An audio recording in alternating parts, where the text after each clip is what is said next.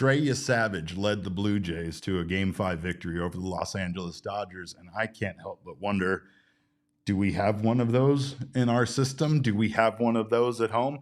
We are exploring the Diamondbacks minor league options for pitchers that could maybe step up in the same way this young man has for the Blue Jays in the World Series, and we're talking about it in 30 seconds. Don't you go anywhere.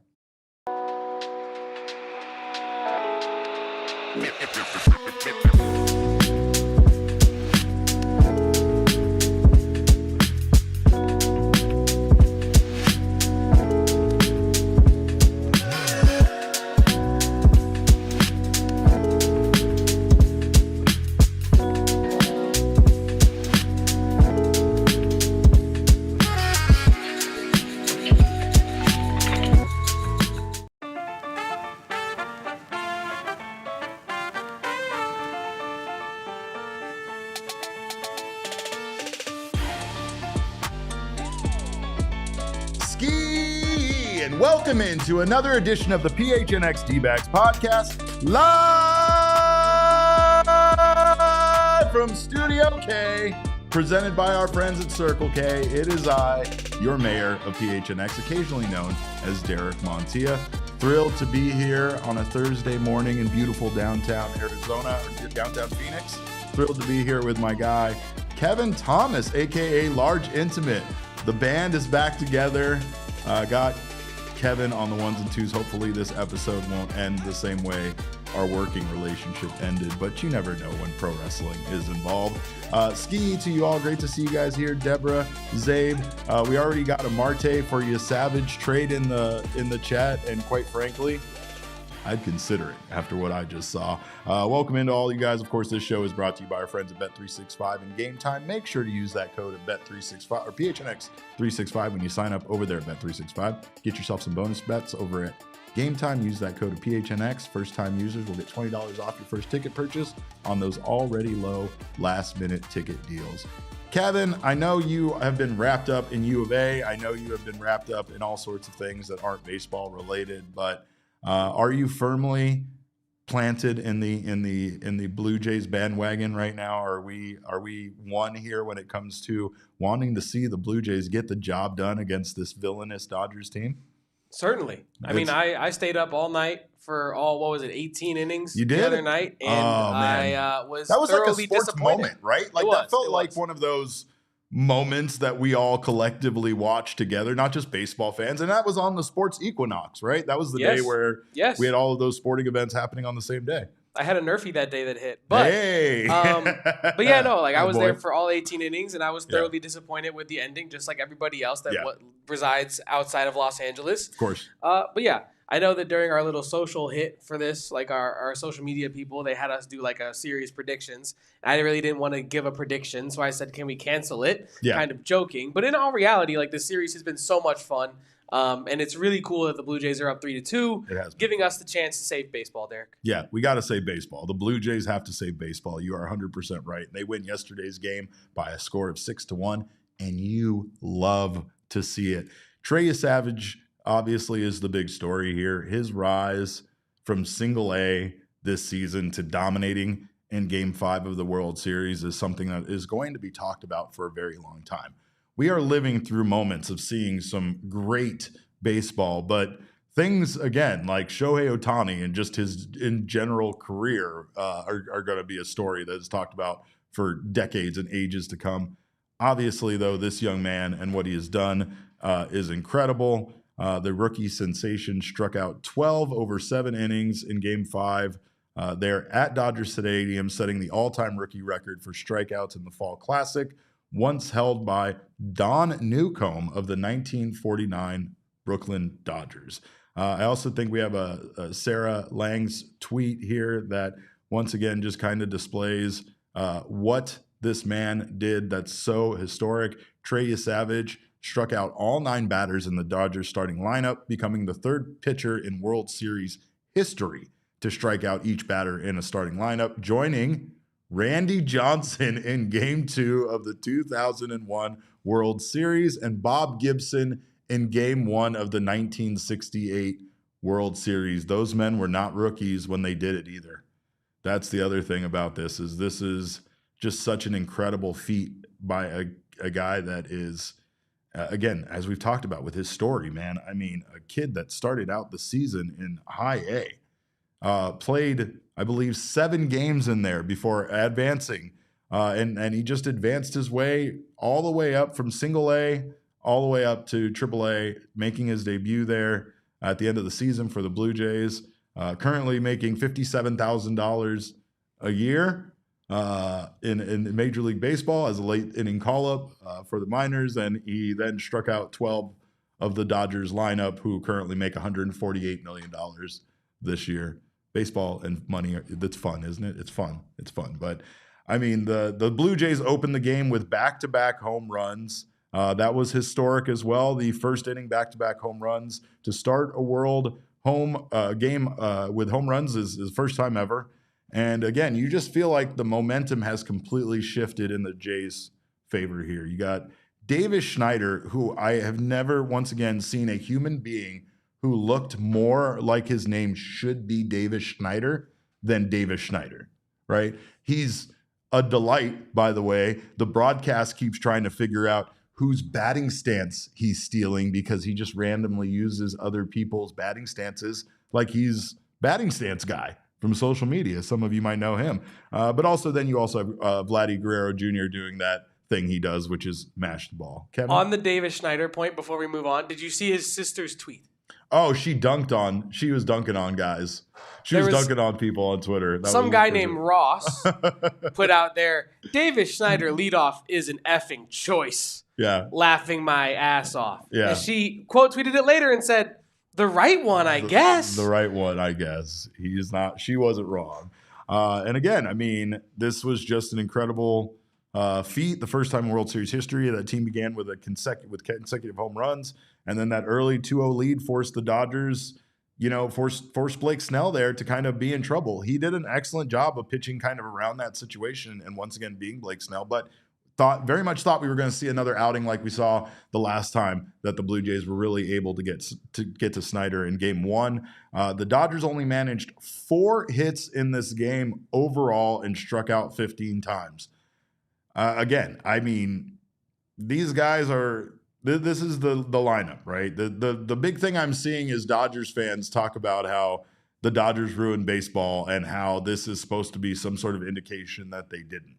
Just because the guys that you paid an ungodly amount of money to aren't performing in the postseason, that has no impact on what you have done to the game of baseball and how unfair the Dodgers have essentially made the game of baseball. Them losing is just fun. Them losing just means that no matter how much money you spend, you still can't buy a title in baseball, even though they basically did that last year. And I'm not taking anything here away from the Blue Jays. The Blue Jays are also top 5 in spending, right? But when we talk about the Blue Jays being top 5 in spending, I believe, if I'm not mistaken, that they still spent about $100 million less than the Dodgers did. So even though they're top 5 in spending, the difference there, even at the top, can be an insane amount of money, right? But again, the lineup shuffle there for the Dodgers didn't seem to work. In fact, if anything, it felt like it got less production from that Dodgers lineup. And honestly, I mean, this was a game where, once again, as I said in yesterday's game, in game 4, the Dodgers look out of gas. They look like they are cooked. And I felt like they looked that after, the start of game 4, after that 18-inning marathon. I truly feel like this might be a situation where, even though they won that battle that disappointed Kevin and myself so much after watching all 18 innings of that game, they did not win the war. And they might not win the war here, because it really does feel like the Blue Jays have taken over and, now are in the driver's seat. They have 2 opportunities to close out the World Series, and both of those opportunities will be back at the Rogers Center in Toronto. But what I will say here overall is that this was a must-win game for the Blue Jays, because they do have Yoshinobu Yamamoto to deal with on the horizon on Friday, and it's no ghost. That's no scary monster on the hill on Halloween. That is a man that has dominated this postseason, and quite frankly, it almost feels like you have to chalk a Yamamoto start up as a win immediately for the Dodgers. Should that be the case, then overall, I feel like this is gearing up to be one of the best World Series of all time. Like I feel like that's what we need from it in order for it to be categorized as that. It needs to go to 7 games. Not that I want to see that. I would much rather see the Blue Jays close this thing out in 6 and send us all home happy and, quite frankly, fat with bags full of candy. But just can't get over what Trey Yesavage did in that game yesterday, what he did as a young man. I mean, this guy just 7 innings pitched, 3 hits allowed, 1 run, 0 walks, 12 strikeouts. Again, you just have the Dodgers lineup overall struggling here so far, and it feels like the Dodgers lineup has kind of struggled the entire offseason. I bring this up again because the Toronto Blue Jays have done a much better job here at not only getting those big moments where they get those home runs, they got that early lead, but they were able to tack on. You got the Blue Jays adding more damage in the 4th inning with a sac fly by Ernie Clement. Big dog, big Ernie Clement that scored former D-back Dalton Varsho in the 7th inning. A run scored on a walk, and then an RBI single by Bo Bichette. That single that extended the lead to 5-1. Again, can't say enough about what Bo Bichette has been doing for this team upon his return. It really feels like Bichette has allowed the Blue Jays to not really miss a step with the loss of George Springer. It took Bichette a game, quite a few at-bats there to get back into the swing of things, but he is really contributing to this team. And overall, again, we even saw Isaiah Kinner-Falefa, hit an RBI single there to make the game 6-1. And he has struggled, but his defense has been great. He contributed offensively yesterday. The Blue Jays are just getting it from their entire lineup, from 1 through 9. And that's, I think, the big difference here. You don't really feel scared of those Dodgers hitters once you get past Freddie Freeman. And to be fair, those guys at the top of the lineup, they haven't been really delivering. In fact, Mookie Betts has been awful this series overall, and he proclaimed that himself. So can't really disagree with him there based on what, the way that this postseason has gone for him. But also the little bets meme that's going around, that's hilarious to me. But Trey Yesavage, by the way, so dialed in yesterday that people thought that this man in the clubhouse was just getting fired up. Like, this is a tweet that went out. This is from Pitching Ninja. This was Trey Yesavage on the broadcast yesterday, headphones on, dialed in, probably listening to some crazy hardcore heavy metal music or something. Yeah. And he explained this particular shot and said, I saw something on Instagram that someone took a video of me on my phone saying I was locked in, but I was just doom scrolling on TikTok and Instagram Reels. He really is one of us. The Dodgers think one of us. That they need all these elite Japanese prospects, all this money, all this funding. You just need like a brain-rotted 20-something. Right. That's what I'm learning. Right. That's what I took away from that. And I mean, you don't need to bother him beforehand either. You just need to let him do his thing. Like with most teenagers, right? You just don't bother the young men. You don't bother the young people. You let them sit on their phone, right? You ask them how their day was. They grunt at you. You accept that as an answer and a conversation. And then you let them go about their business. And they will achieve great things, as Trey Yesavage did. Skip's walking past Trey Yesavage like, how you feeling today, Trey? Hey, I'm telling you, sometimes that's the key. But again, Mookie Betts, 3 for 23 in the World Series. And he himself said, and I quote, I've just been terrible. 3 for 22 is bad, right, Derek? Yeah, that's pretty bad. It's not good. Well, and again, this is what I said about the Diamondbacks late in the season. This is the fantasy football conundrum, as you and I have been going through, right? Fantasy football conundrum. You have a great player that hasn't been performing, but the week you bench him to go for a long shot, that's going to be the week he goes off for 3 touchdowns and 175 all-purpose yards. And Mookie Betts that's a problem right now for the Dodgers in a way, because Mookie Betts is Mookie Betts. You're not going to sit him. You're not going to take him out of the lineup. You're not going to move him down in the lineup because you just simply feel like at any given time he can go out there and go 4 for 5 for you in one of these games and be the hero, right? But baseball is baseball, and struggles are compounded by the situation. When you're struggling in something as big as the World Series, I can only imagine how much those struggles are compounded by how big the moment is for him and how much, quite frankly, you want to turn things around. You want to play well for your team, but it's not that simple with baseball. And again, the more you press, the more you try to make it happen, the more you end up being in a situation like Betts is, going 3 for 23. Last night in the game, Shohei Ohtani 0 for 4, Will Smith 1 for 4, Mookie Betts 0 for 4, Freddie Freeman 0 for 3. The $1 billion lineup does it again. And they're susceptible. They're human, right? I still think that they might have celebrated the World Series victory after Game 3 entirely too hard. You know, you saw them in the clubhouse. You saw the lights on. You saw everybody celebrating. Meanwhile, you had, as I discussed before, you had our guy Vladimir Guerrero Jr. in his clubhouse being a leader, telling his teammates not to hang their heads and telling them, blast that music, yo. We need to get our vibes right, and we need to come out tomorrow in Game 4 strong. And they did that in Game 4, and they did it again last night in Game 5. And you just love to see it because, once again, baseball is baseball. Baseball is a game where you have a guy like Big Earn Clement coming through for you, where you have a guy like Davis Schneider that people even of their own fan base are criticizing being hitting leadoff. Yet somehow it worked, and somehow this team is coming together at the right time. Barger, by the way, is a gamer. Like, when I see Addison Barger out there doing what he's doing for the Blue Jays, like, it's pretty incredible. It's, he robbed I forget who it was. I think it was Ohtani on a 117.3 mile per hour line diving catch.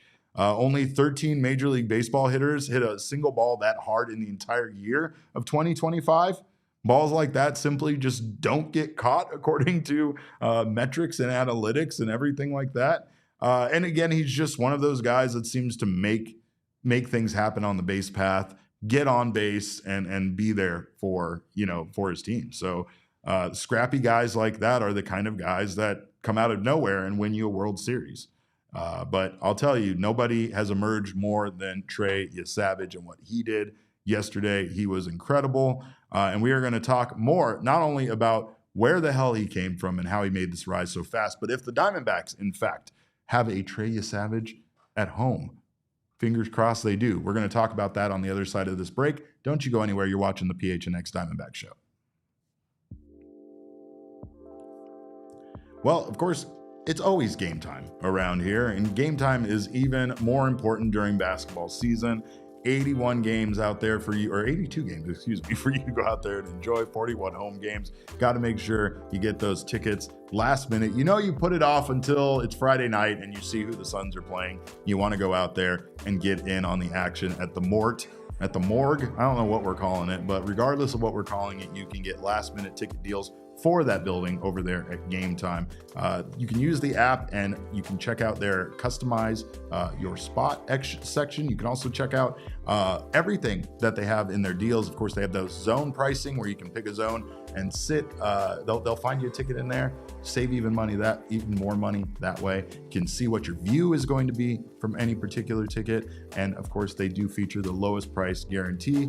Take the guesswork out of buying tickets with Game Time. I'm sorry, I'm all over the place here. Download the Game Time app, create an account, and use code PHNX for $20 off your first purchase and save yourself some money.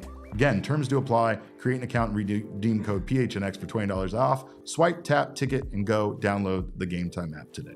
Derek, don't you wish that MLB free agency had like a zone deal thing for their prospects? Yeah, you could see like a green dot over a pitcher to know if they're gonna be healthy all year. It's just, or more importantly, hey, I need a mid-tier starting pitcher in this price range.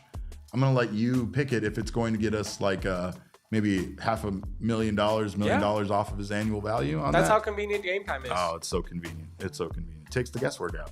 It's like your own scout, right? Doing work literally. for you. Also, of course, moments are never ordinary over at Bet365. I'm not sure if you're aware of that, but whatever the moment, it's never ordinary at Bet365. They have over 90 million users worldwide. Kevin, Thomas, and I are definitely two of those, and that is because of how much fun it is to get down on the live in-game betting on Bet365. They do offer the widest range of games and markets available for live in-game betting across 78 sports, and right now you got offers throughout the entire sports season. Yes, the MLB early payout offer, that is still going on for the World Series right now, where you're a winner if your team goes up by 5 runs with an instant payout. That would have given you an instant payout on last night's game, regardless of if the Dodgers found a way to come back. Also, football offers throughout the entire season. They have offers on same game parlays on Sundays. They got an NFL Thursday night touchdown offer where you can see yourself getting paid out for the best or for the last touchdown scorer, as well as the first touchdown scorer potentially, and so much more. Early payout offers on college football and NFL. And of course, the NBA season is here, so we have tip-off Tuesdays and early payout offers on NHL hockey as well. It doesn't matter the sport you love or what you watch, there is an offer for it over at Bet365. And right now, new customers can get $200 in bonus bets when you bet $5 win or lose. All you got to do is sign up, use our code of PHNX365, deposit $10 and place a bet of $5 to receive $200 in bonus bets if your bet wins or loses. Bonus bets can be used on the spread, totals, players, props, futures, and more. Whatever the moment, it's never ordinary. Bet365 must be 21 or over and physically located in Arizona. If you or someone you know has a gambling problem and wants help, call 1-800-NEXT-STEP, text NEXT STEP to 53342, or visit problemgambling.az.gov. Deborah in the chat asks, where is the Moose? We gave the Moose the night off because there's no baseball game being played today, but don't you worry. The Moose will be here tomorrow on Halloween to cheer on his Toronto Blue Jays, along with Kevin Thomas and I, and all three of us will, in fact, be in costume. So you got to stop by for that. But I know this is a simple, stupid idea here to even talk about because, of course, now, after seeing what Trey Yesavage did in the playoffs, we want him. Every team wants him. Every GM wants him. Every single team is coveting this man and wondering how did he get past us. At least the Arizona Diamondbacks do not have to regret or lament not drafting Yesavage because he was drafted in 2024. That was the season, essentially the draft after the Diamondbacks went all the way to the World Series. So the Diamondbacks, being the losers in that World Series, got the second to last draft spot. The Rangers get the final one, and the Diamondbacks, of course, don't have to sit here and cry tears that they did not draft this young man because he was drafted, I believe, 5, 6, 7, 8 spots before the Diamondbacks had a chance to pick. They took Slade Caldwell with their pick in that round, and then they took Ryan Waldschmidt on the other side. So they still have themselves some good young prospects that they got in that same draft. But when you see what Yesavage was doing with his fastball that has good kind of rise and a good carry there, high release point, and that just quality slider and splitter, those two things that don't do what sliders and splitters do. It just feels like we are just seeing the very beginning of what this young man can do. His strikeouts per 9 innings have been very high in the minors, indicating that he has just the ability to pinpoint his stuff and, miss bats, which is pretty advanced for his age. And then again, we've heard quite a bit about his bulldog mentality and how his teammates feel about him, right? So it's like, this is a man that's mature beyond his years, but this is also a man that just made his debut in Major League Baseball on September 15th, 2025 for the Blue Jays. And in his debut, he struck out 9 batters in 5 innings, setting a franchise record for most strikeouts in a debut for the Blue Jays. He's not Paul Skeens, he's not The Miz, he's not some of these bigger young names that kind of got, I think, a lot of they were talked about quite a bit before they made their debut. But man, since he has joined, this Blue Jays team, he's just been a standout. I mean, in the ALDS versus the New York Yankees, he pitched 5 2/3 innings of no-hit baseball with 11 K. In the World Series, obviously, he did what he did yesterday, striking out 12 Dodgers and allowing 1 earned run over 7 innings, setting a rookie record for strikeouts in a World Series game. So these performances just prove that the Blue Jays instantly have an ace, a young ace, and he seems like a guy that is not only going to be good for years to come, but again, he's going to be here for years of control, right? So the Diamondbacks have many pitching shortcomings to deal with this offseason. And we're going to talk about a few options that they might have. One who is playing right now in the Arizona Fall League that could help bolster their bullpen. But as far as the options go within their system, we're taking a look at least 5 pitchers here that the Diamondbacks could see flourish at a major league level once they make their debuts. And of course, the one name that I instantly have to go to first is Daniel Egan, because Daniel Egan has been doing some impressive things in the Diamondbacks minor league system. As far as I am concerned, Daniel Egan is the next starting rotation pitcher for the Dbacks. And I know he still has a little development time to go, but Trey Yesavage's year makes me feel like, a guy spending a lot of times in the minors might not be necessary. Obviously, what they saw in him was a guy that was major league ready, and that dates back to, him making his first start here this season in Single A. But does feel like the Diamondbacks, who are kind of in need of some guys coming along, might have those guys, and Daniel Egan might absolutely be one of those guys. He's a right-handed starter. He's 6'4". Again, he was drafted in the 3rd round of that 2024 draft, the same year that Trey Yesavage was drafted out of Presbyterian College. His fastball sits at 93, 94 miles per hour, can touch 96 mile per hour. And in his first pro season, he dominated for the Hillsboro Hops, earning Pitcher of the Month awards, and just showing that he has a good mix of breaking stuff. And he's even developing a 4th pitch. He has 3 solid pitches. But overall, his size, his arm strength, and quite frankly, what expert scouts have projected for him as his trajectory as a prospect suggests that he has a very high ceiling. And again, it's since being drafted in 2024, it gives him a runway a little bit here to develop into a frontline starter. However, the Diamondbacks may call upon him as soon as the 2026 season based on need. I mean, again, he's still early in his career and he's less tested right now at the AA, AAA level. But we know what happens to pitchers at the AA and AAA level in the Diamondbacks organization. They play at that beautiful stadium in Hodgetown for the Amarillo Sod Poodles and get rocked. And then they get to AAA and play for the Reno Aces, and things don't get much better. Both of those ballparks are very hitter-friendly ballparks. Both have high elevations, and it doesn't make it very easy for you to continue dominating at that level once you get to AA or once you get to the PCL, right? So he still has, some refinement there to go with his pitch mix. He's got to increase his consistency, as every young pitcher does. And again, he has to manage that jump from one level to the next to show that he's ready, and that he's able to take on that level of talent that we haven't seen out of him yet.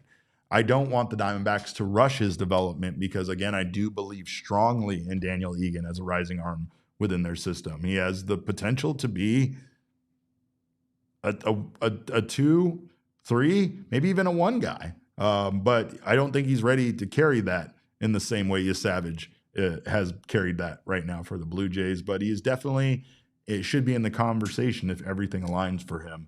And this team can, quite frankly, can find that they believe he's ready and need him. Like, again, the Diamondbacks, by the time he's ready, they might be in a position where Corbin Burns has returned and perhaps whatever other options that they've come up with for the first half of the season have worked out. However, again, he might end up seeing time as a starting pitcher for the Diamondbacks as early as next season. Another guy who you could say that about is someone who they just traded for. They received in the Merrill Kelly trade, and that's Cole Drake. We did a diamond mine on Cole Drake, and I really like this young man based on his resiliency and his persistence. He struggled early on in his career, was kind of told that, like maybe he wouldn't make it, and instead he turned around and just kept getting better in the Texas Rangers organization at a AA level with the Frisco Rough Riders. He posted a 2.44 ERA, a 0.98 whip, and 70 strikeouts in 55 and a third innings pitched. And again, minute that he became an Arizona Diamondback after that trade for Merrill Kelly, he instantly became one of the top prospects in the organization. We still don't know much about him, but I feel like he's one of these guys that just works really hard.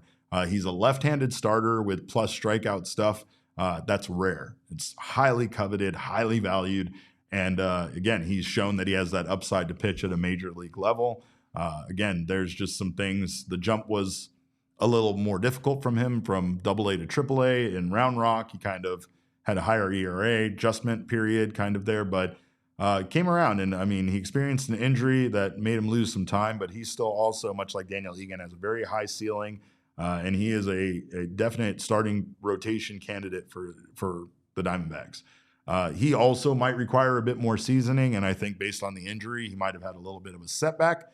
But his timeline, based on where he's at, might be on a similar path as Daniel Egan, and both of these guys could be a big, big part of the Diamondbacks starting rotation sooner than I think even we might imagine, right? But there's a couple of other long shots, especially guys that already have some major league experience that could potentially be that next guy for the Diamondbacks. I know one of those is Gilbert Diaz. Like Gilbert Diaz, again, he hasn't had the best seasoning, hasn't had his best stuff at times. He's experienced a lot of ups and downs already in his young career, going from a guy that at one time pitched at a major league level, making his debut in 2024, and having, showing that his fastball, his mid-90s fastball was great and could work at a major league level. He also had two secondary, pitches and a changeup that he was developing. But overall, again, he's kind of had his ups and downs overall in the majors. He was actually in AAA and was sent down to AA, and just experienced injuries and other things that he couldn't really avoid. But you still feel like with Gilbert Diaz that the raw stuff is there, and that he can still pitch at a major league level, whereas, or at least he's proven that he can pitch at a major league level, where we still don't know that about some of these other guys. Yumin Lin, our baby boy, Corn, he is a guy that I would love to see become the next Trey Yesavage for this team. And I mean, yeah, he's not super big, but he is a quality left-handed pitcher. His velocity isn't necessarily elite, but he does offer a solid variety of secondary pitches. I don't even know if secondary pitches. You can just say that in general, his breaking stuff is his primary stuff. He has a sweeper and changeup that are very deceptive. And again, just having yet another exciting young left-handed pitcher in the organization, in the system, makes you feel like, you think that, or you feel like Yumin Lin will not only see playing time at a major league level, but could also be a big part of this rotation. He's on track to maybe be there this year, right? And again, I don't know what the Diamondbacks decide to do. I don't know what kind of impact he can make potentially during spring training. I don't know if decisions will, quite frankly, be made already before that point, so that maybe spring training really isn't an opportunity for these guys to win a spot in the starting rotation. But the Diamondbacks need to figure that portion out, specifically the starting rotation. And again, even though he lacks the prototypical size and velocity of a starting pitcher in Major League Baseball, it still feels like that breaking stuff is really, really good. He does need to still work on his command. And I mean, again, I don't know if you can work on velocity, but again, that does make Lin a compelling under the radar option that might be ready sooner, just like Gilbert Diaz, that might be a sooner option than those other two guys who might still have a little bit more in their development to go. Yesavage's the 2025 season has completely ruined my ability to be objective to how much time these prospects need in order for them to develop. And I've been big on that because I don't like when the Diamondbacks are, they're just impatient and they need a body, so they impede one of their young players' development just to get them up and get them in the bullpen or get them in the rotation. However, maybe some guys, you want to see what they can do, especially when they've done what you perceive as all they can do at a AA and AAA level, especially in this organization, with those ballparks and those leagues being very difficult and very offensive powered, I guess you could say, not pitcher friendly. But one last name I'll give you to keep an eye out for is Spencer Giesting. He's another left-handed pitcher in the in the system, and he is definitely a sleeper. He's probably less likely to become anything that you would consider a true ace. But if things break his way, he could be. He was drafted in the 11th round of 2022. Again, another 6'4" left-hander.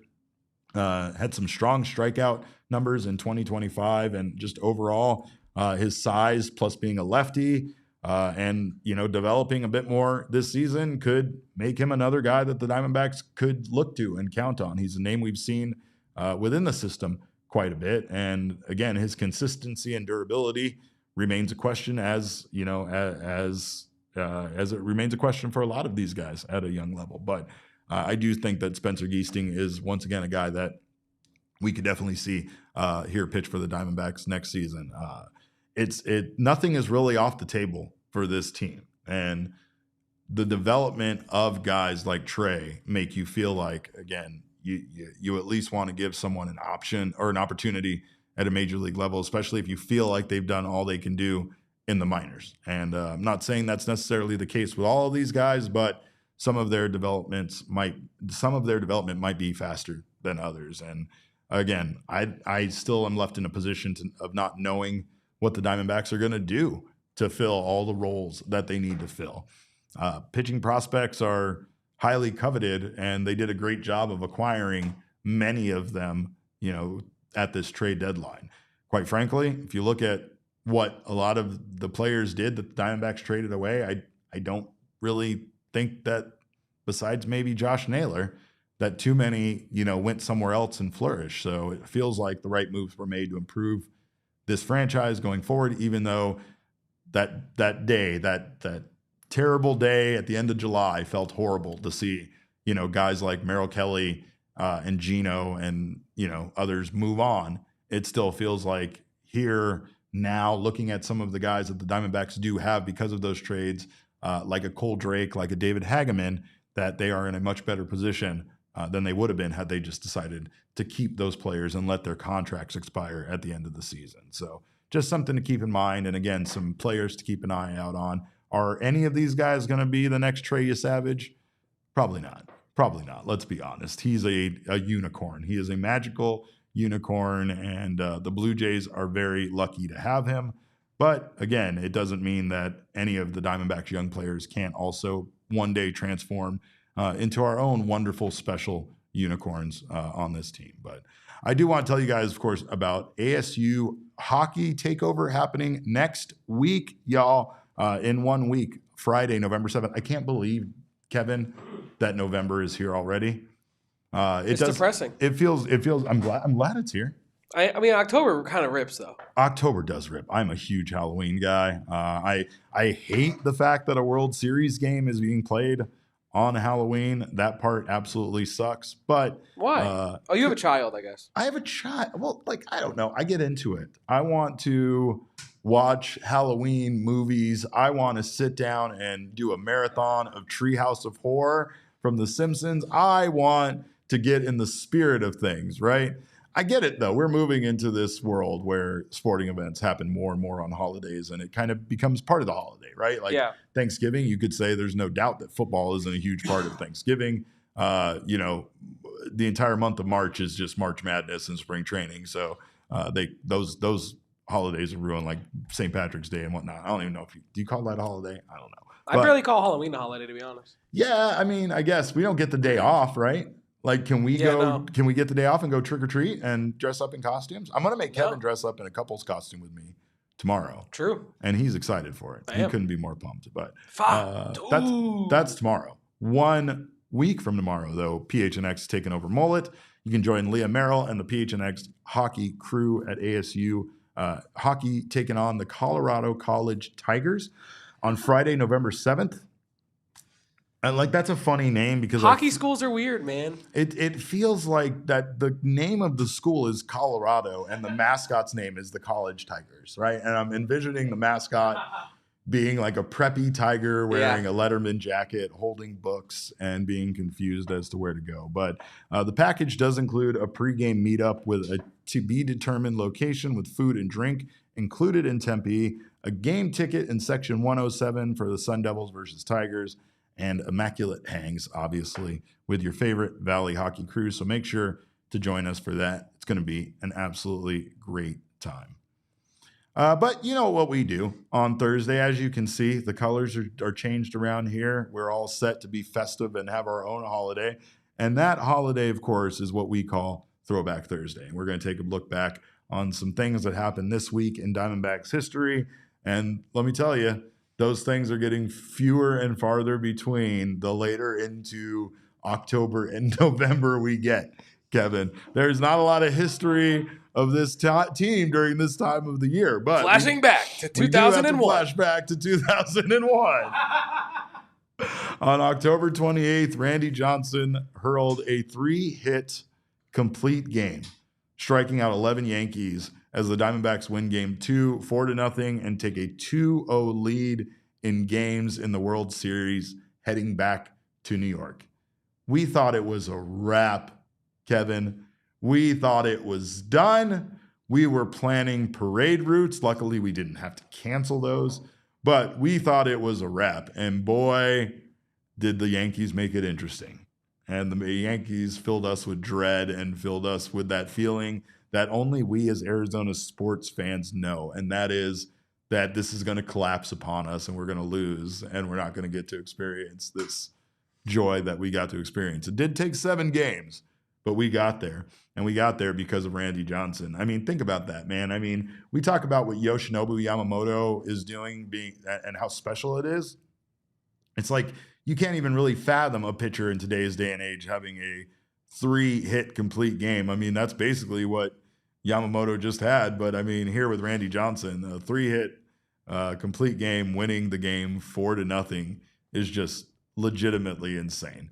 I can't, you just have these pitchers, or not even pitchers, players in history where you can't even imagine our history without them. And Randy Johnson is him. He is him for the Arizona Diamondbacks organization.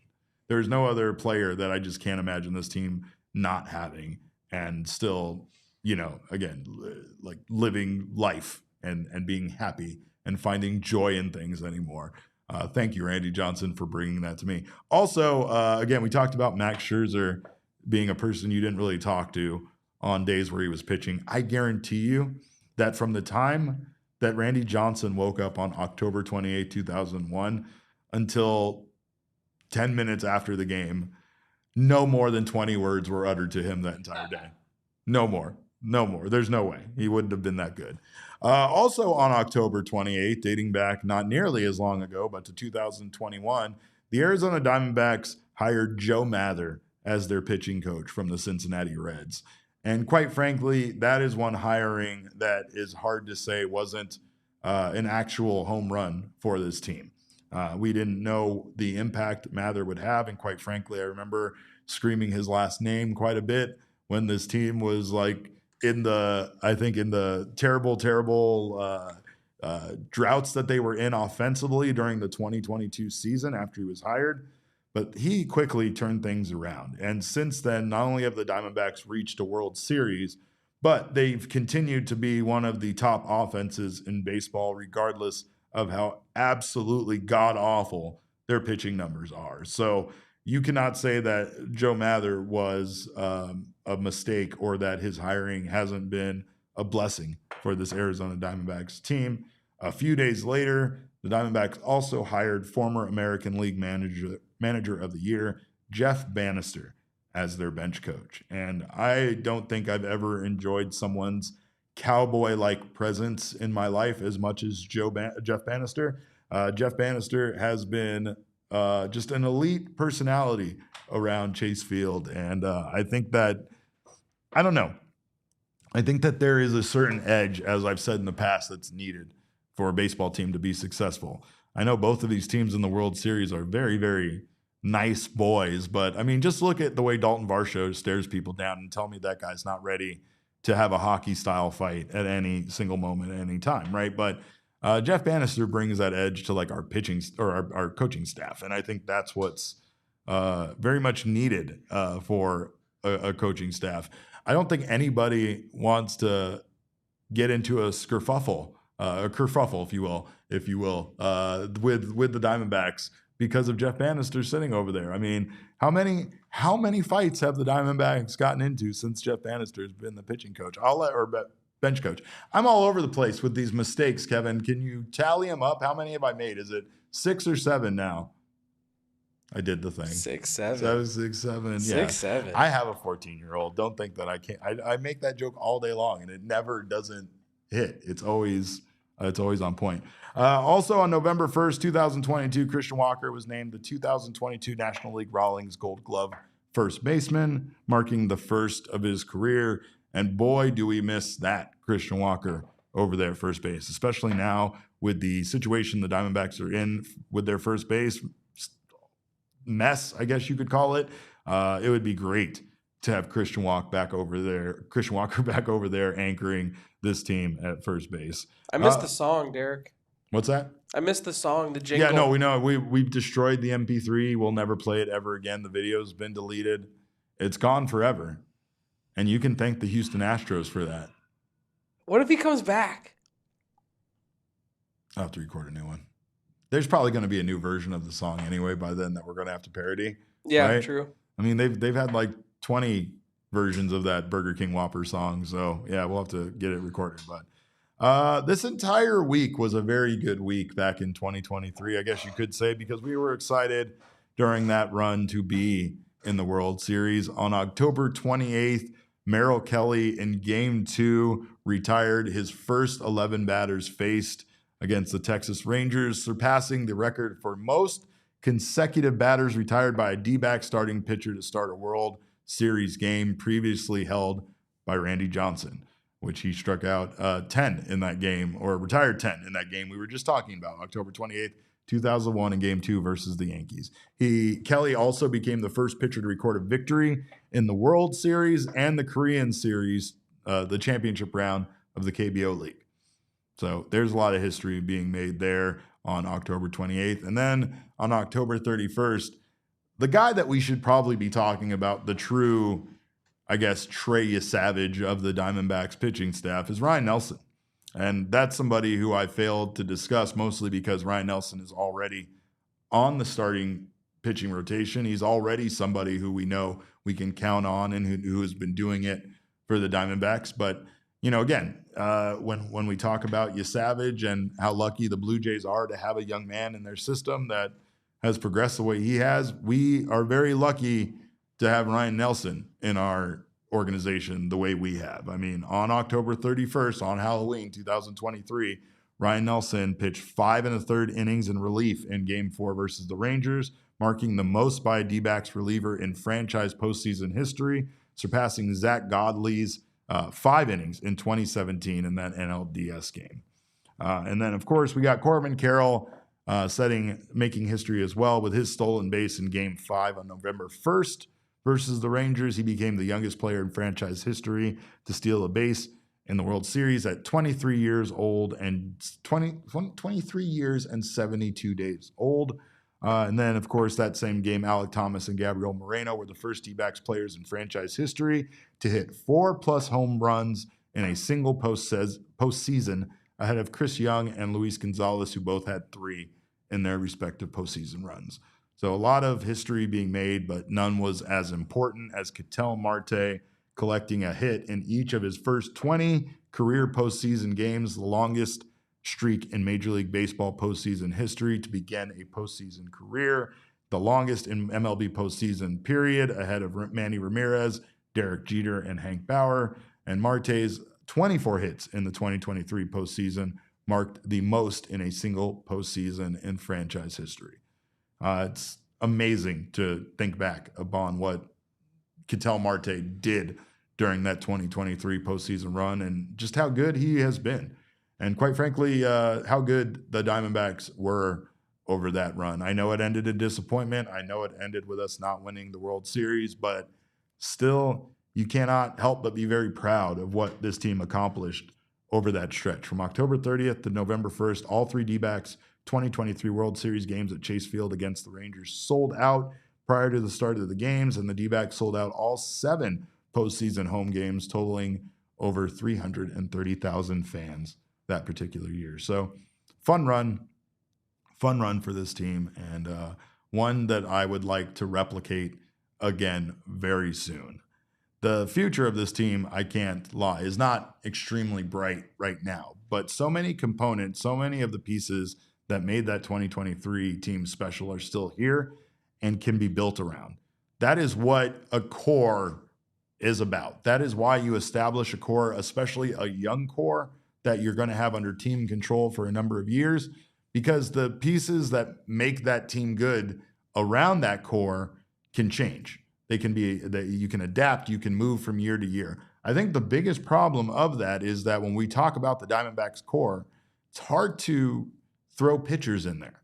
Ryan Nelson is probably worthy of being part of the Diamondbacks core and being built around going forward. But I don't know if you could immediately say the same thing about Brandon Pfaadt or anybody else within the Diamondbacks organization. They have extended Pfaadt and they have made him part of that core. So, again, he is, but the Diamondbacks need to start figuring out a way to build the rest of the pieces around this team right now and specifically focus on pitching, because that, as you can see so far here in this World Series and in the one the Diamondbacks won, that pitching was obviously the most important thing for this team overall. Shout out to you guys. I'm looking at the chat, and there are so many of you guys that are already Supporters Club members. Love you guys for that. If you're not a Supporters Club member yet, you can join on our YouTube page. It is very easy to do so. If you send us one super chat per month, that $5 fee to be a part of the Supporters Club should be very comparable to that, and we would appreciate that. Being part of the Supporters Club means a ton to us. We want to kick the asses of all the other branches of ALLCITY in this family tree. We want to be the most dominant when it comes to Supporters Club members, and of course, you guys can help us do that by joining. You get that badge next to your name that lets us know you're a Supporters Club member. That changes with time. That will tell you how long you've been a Supporters Club member. Also, you get access to all those custom emojis and some of our exclusive members-only content. So again, it does truly help us out. It is probably the most significant way you can directly contribute to our success here at PHNX, besides being here and watching the show. Of course, we always appreciate our diehards as well. You guys are excellent. You guys are awesome as well. So again, we thank you guys all for the support. And of course, without you, I wouldn't have the budget that I have for all of my dumb costumes. So speaking of which, it is time once again for us to check in on the Arizona Fall League with our segment that we call Fall Guys. Kevin, if you give me some time to change here, Kevin. Fall Guys. It's the Fall Guys. While Derek changes, I'll give you guys a fun fact. The Dodgers haven't lost 3 straight postseason games since they were swept by Arizona in the 2023 NLDS. That might be my favorite fact that we've ever covered on this show, perhaps. And they are in danger of that, right? They're in danger of that tonight? Yes. Oh, or not tonight, excuse me. They're Friday. Off tonight, Friday on Halloween. Well, I will not be wearing this costume on Halloween. I have a completely other set of costumes picked out for me and Kevin to wear. I am thrilled to once again be talking about our Salt River Rafters. Ride the raft! They got beat up this week, Kevin, by the Peoria Javelinas. And when I say beat up, I mean beat up. I would say beat TF up, if you will. That's how I would say it on social media. They lost 9-1 on Tuesday, and they lost 10-1 on Wednesday. That's a combined 2-day loss of 19-2.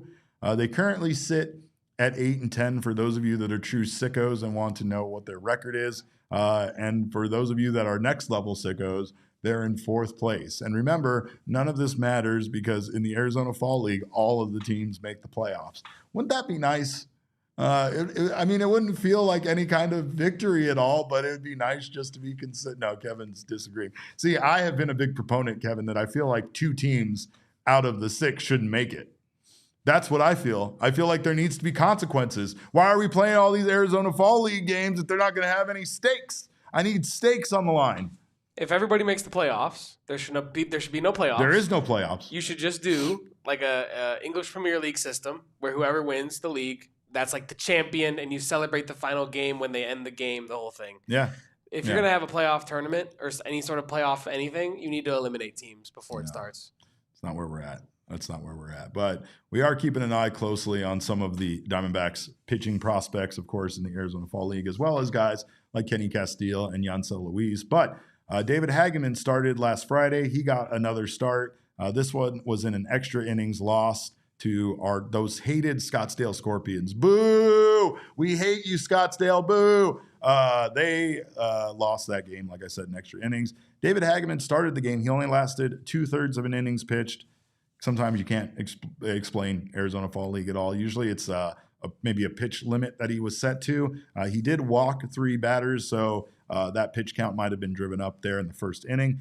He gave up 1 hit, 1 earned run, and struck out 2. His ERA for the year currently sits at 4.26. For those of you that might not know, David Hageman was the third part of the Merrill Kelly trade with the Texas Rangers. They got Cole Drake, Mitch Bratt, and David Hageman. All 3 guys we're going to be covering in our Diamond Mine series. We already have the Cole Drake video out there if you haven't had a chance to take a look at that. And we have the Mitch Bratt one already in the can ready to go. So we should be posting that soon. Do not miss out on checking out those videos on those prospects. At least hopefully we can share a little quick bit of information about who they are and what makes them special. But David Hageman, again, he has shown that he is a good pitcher so far here in the Arizona Fall League. The 4.26 ERA, again, a bit deceptive just based on how short the outings are for these guys when they're out there. And that could definitely be the same about probably the most interesting watch in AFL play for Dbacks fans, and that is Trey Yesavage. Trey Yesavage, again, another guy that it could be a huge part of the Diamondbacks 2026 season. He has been trying to get some playing time with live at bats there in the Arizona Fall League. He went 1 1/3 innings pitched, giving up 1 hit and 1 walk in that loss on Friday. And his ERA has kind of been all over the place. He's lowered it down to 6.35. But again, it's Arizona Fall League play. You give up 2 runs in an outing, and suddenly your ERA is 24. So the ERA probably not a big deal. But what is a bigger deal is how fast Trey Yesavage has been pitching. His pitch velocity is up. He's been hitting 99 miles per hour. I think we have this tweet here from Jesse Borick, who was out there at his at that game. He said, full at bat between Trey Yesavage and Johnny Farmello. Jameson topped out at 99.1 miles per hour during a scoreless frame, ending it by whiffing out one of the AFL's best hitters on a slider. And you love to see that, because one of the biggest problems that the Diamondbacks are looking to fix is their bullpen next year. I think they have some dogs in there already. I think they have some understated dogs that are going to play a huge role in 2026. I think Brandon Garcia, again, another trade acquisition at the trade deadline, and I think also that Philip Abner, both are going to contribute to this bullpen next year. But I think Trey Yesavage, with what we're seeing out of him in the Arizona Fall League, is going to be potentially, once again, that X factor. I think I've said this about Dre before. I believe strongly in Dre. He's one of my favorite human beings in the Diamondbacks organization, and I think he is fearless. He is a man that pitches fearlessly, and that is something that I think the Diamondbacks need. I think that's something you could say about those other 2 individuals as well, in Abner and Egan, or Abner and Brandon Garcia as well. But Steve Gilbert recently posted an article, an interview that he did with Trey Yesavage on coming back from that Tommy John surgery, and then dealing with what they thought might have been yet another Tommy John situation, but it was bone spurs that he had to get fixed. Dre just missed a lot of time, and he's trying to make up for it here in the Arizona Fall League. So once again, if you get a chance to go out and see some baseball, do not miss this opportunity, because this is a blessed time of the year where we get to watch Arizona Fall League. And again, once the World Series and Halloween come and go, Arizona Fall League takes the stage. So go out, see some games in November. Do not miss out on that Fall Stars game or the Home Run Derby. Both are a great time. But of course, we thank you guys so much for stopping by. Kevin and I, we enjoyed ourselves some pro wrestling. We went out and we're at the Mullet Arena. That's where you should be next Friday. If you didn't get out there for pro wrestling, I'm sorry you missed that. You missed a banger between Ilya Dragunov and Aleister Black, one of the most solid matches that I've seen in a long time for the U.S. Championship. But again, as 2BMC says, we're a Rafters family. Kevin, thoughts on pro wrestling before we get out of here? That it's always electric. It's always electric, especially at Mullet. Yeah, especially at Mullet. That was really cool. That was really, really cool. Especially the after dark matches, or whatever you want to call them. The non-televised ones before and after. That's always fun. Were very always cool. A fun time, yeah. War Raiders. That was awesome. War. Tiffany Stratton. The turn. You know, Me and Max were talking about this. The Like, Jade Cargill we're always there for historic Tiffany Stratton moments. Yeah. We were there for the cash her to win her championship. And now we're there for her to start this massive demise, feud with Jade. Yeah, this is really cool. Well, go watch some pro wrestling. More importantly, go watch some baseball. As Ryan says, we will bring the maple syrup, because if the Blue Jays hang on to win this World Series, I am drinking an entire bottle of maple syrup on this program next week. Is that a punishment or a reward?